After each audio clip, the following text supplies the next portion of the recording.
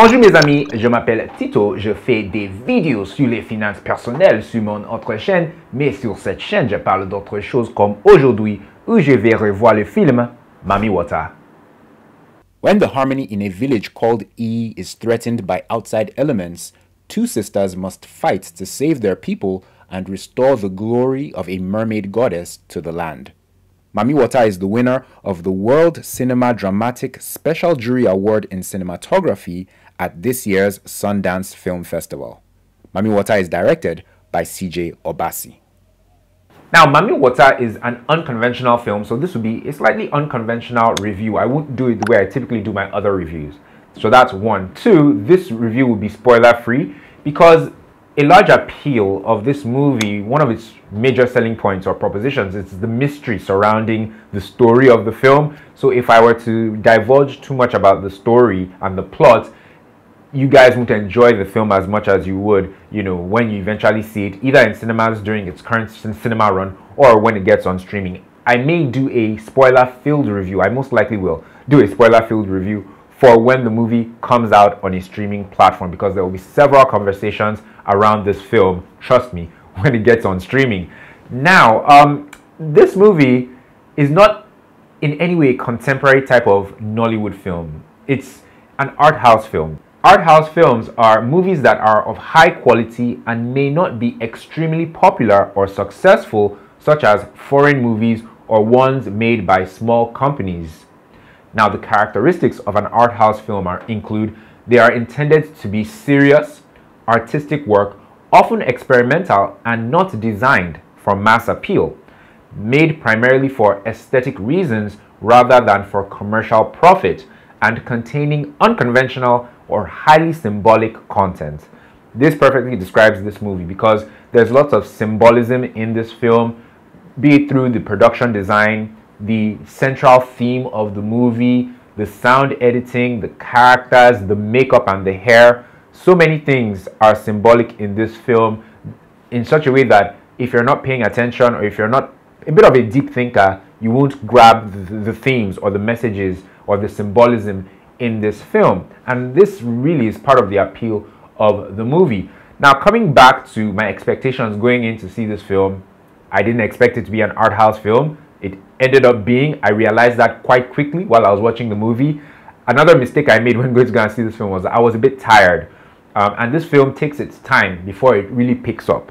So between being tired and the film really just dragging its feet in the beginning, I found myself struggling to stay awake, I must say. But luckily the film picks up like from the middle when a character like meets their demise. At that point the film really does take a turn and things start to pick up. Let me talk about the performances in this film. The major star of this film is Evelyne Juhen. Yeah, she plays the character Prisca. And then there's also Uzoamaka Aniunoh, who plays Zinwe, Emeka Amakeze as Jasper, Kelechi Udegbe as Jabi, Rita Edochie as Mama.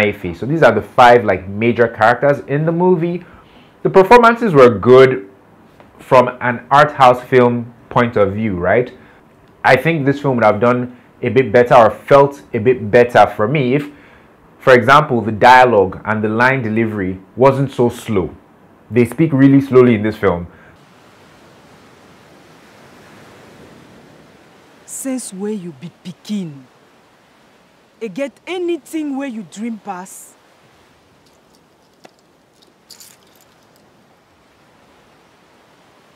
Iyi,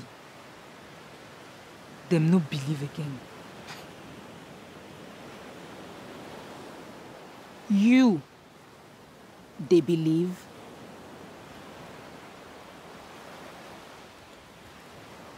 If they increased the pace, I felt it would have been better. And if they increased the intentionality and the fire for most of the characters. For example, the characters that I loved in this film, I didn't love them all the way. The characters that I loathed or hated, I didn't loathe or hate them all the way. They just felt quite mid.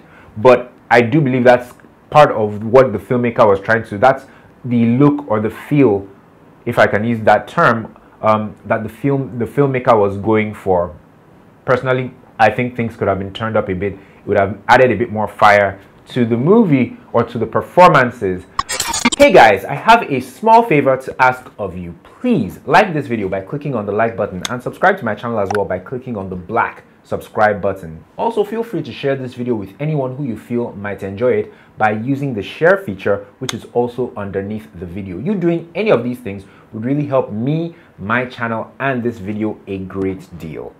Thank you if you've done any of those things. You've really made my day. You have no idea. Now let's head back to the review. Talking briefly about Uzoamaka Aniunoh's performance. Uzoamaka Aniunoh, I've said it before, fantastic actress. She's got all kinds of range. So Uzoamaka can do fiery, you know, like a fiery, boisterous, like really energetic character. She can also do a somewhat reserved, calm character, right? Incidentally, in this film, she does both, but she tends or leans more to the calm, you know, type of character in this film.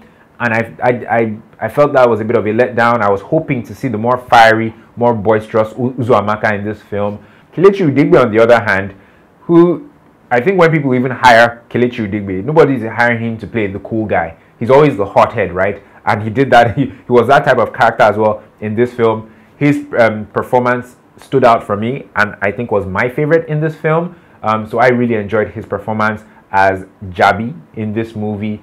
But Evelyne Illy's performance, right? I've never heard of her prior to now. She's a Cote d'Ivoirian actress. This was the first time I was seeing her perform, and I enjoyed her performance, and I look forward to seeing her in other things.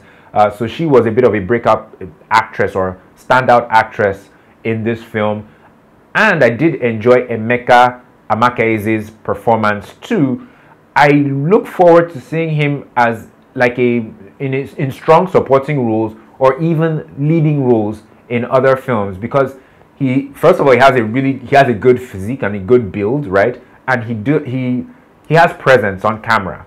And watching him in his role as Jasper, I could just see him playing, you know, a villain, or see him playing like the leading man as the love interest or something like that in like a drama or something. I'll look for other things he's done, but this was the first time I was taking note of the guy. Now, what was good about this film was that being a movie that's based on West African folklore, i.e., you know, the Mami Wata thing, right? And also being a film that's about disputes between human beings and humans being intermediaries for spirits, right? Covering that kind of surface area, so to speak, this movie doesn't go in a direction that one expects. It's not a linear film. It goes in different directions. It tackles that topic, or those topics rather, from a different angle, right? And I appreciated that. I think that worked. It's not what you expect, but it actually, the way it was tackled, it worked. What also worked for me was the locations where this film was filmed, or shot rather. So the locations, this film is set in like a beachfront community, and I found it interesting, you know, that they did the entirety of the film in like a beachfront community. I don't think I've ever seen a Nollywood film that's been set in that kind of location, right? And I kept thinking about what the constraints they must have faced were while filming at the beach. And funny enough, on the downside, that's also what I didn't necessarily like about the movie, right? They didn't show us enough vistas or enough pictures or enough visuals of that beachfront community.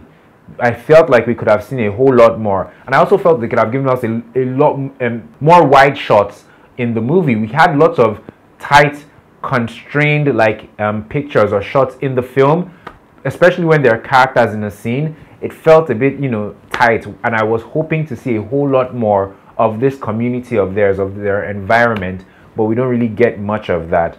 Now, speaking about the visuals, the vistas, and the aesthetics, right? Incidentally, the director of the film, CJ Obasi, said in an interview with Nollywire, and I'll show an excerpt of that interview, that this was a cinema film, was shot for cinema. And I've seen a couple of people say online, even though this film just came out 2 days ago, that this is a proper cinema film. This is a film you see on a big screen and whatnot. I beg to differ, but here's what CJ Obasi had to say about that. Whatever people think they've seen in the clips is not the same as when they will sit down, you know, in the four walls of that cinema hall. It's a different, it's a film that is made for the cinema. It really is. And that's something I'll always be proud proud of, that we created something in Nigerian film that you can experience in the cinema. The way you, all these Hollywood movies you pay for because you know that you're paying for cinema experience. That's what you're paying for when you go to watch Mami Wata. It's not just a movie that is projected on a big screen. It really is a movie that is created for the big screen, for the theatrical experience, the sound design, the immersiveness of the film. It feels like, that's what we made it for. Now, I also wasn't a fan of the fact that this film really took its time. It was such a slow burn. It took a while before it got to the point of like conflict and, the film really takes off. Now, the conflict really like happens when a character, loses their life and, there's just a whole lot of jostling around, right? So that's when it picked up and that's when I was like more alert, thankfully, but it took a while before it got there. Did Mami Wata break new ground? Because lots of people have been looking at this film as one of those films that kind of will change the game. It broke new ground in the sense that the production design was really nice, in the sense that it was done in black and white, in the sense that it's telling West African or African folklore with the whole Mami Wata thing, indigenous stories and whatnot. Although we've seen that before, if I'm being honest. In fact, Juju stories, which I referenced earlier, it kind of did that too. But there are just things that feel new and daring about this film, Mami Wata, that filmmakers will really appreciate. In conclusion, I really do think that this film will be popular amongst people the kind of people that go to, I don't know, art galleries, museums, the kind of people who go to film festivals, and, the foreign audiences, that have an interest in Africa and, African mythology and all that. To rate this film, I will give it a rating of 2.5 over 5 jollofs. Yes, and this is predominantly because it just dared to be different. Not necessarily because the execution was the best, in my opinion, but because, CJ Obasi just did the film he wanted to do as usual, and it just really turned a lot of things on their heads, and yeah, it was enjoyable for me, but not necessarily entertaining. I hope that makes sense. I enjoyed the experience, but my mind wasn't particularly blown, right? I don't think I'd see it again, but I did enjoy it. Anyway, guys, if you enjoyed this review of Mami Wata, please do me a favor and like it by clicking on the like button just underneath the video, and subscribe to this channel as well by clicking on the black subscribe button. You know where both those buttons are. They're just underneath the video, and it's very important that you engage with content. It helps the YouTuber, it helps the video, and it helps the channel. On this channel, I don't just do Nollywood movie reviews. I also talk about relationships, and I also have an awesome podcast called the 30-Minute Podcast. To check out my past reviews, my relationship videos, or my awesome podcast, you can click the card in the corner of the screen. Thank you guys for the final time. Remember to like and subscribe, and I'll see you in the next one. Take care.